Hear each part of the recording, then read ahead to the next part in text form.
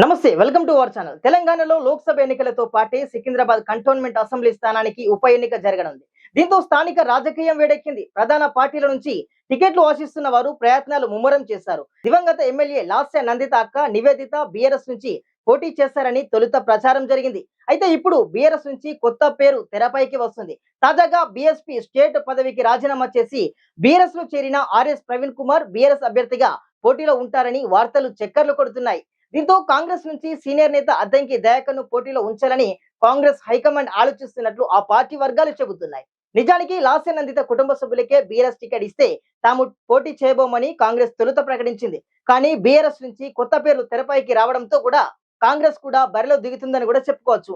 ఇక ముఖ్యంగా చెప్పాలంటే అద్దంకి దయాకర్ అయితే ఈజీగా గెలుస్తాడని కాంగ్రెస్ వర్గాలు భావిస్తున్నాయి. ఆయనకు ఇప్పటికే పలుసార్లు టికెట్లు పదవులు ఆశించి కాంగ్రెస్ లోనైతే భంగపడ్డాడు.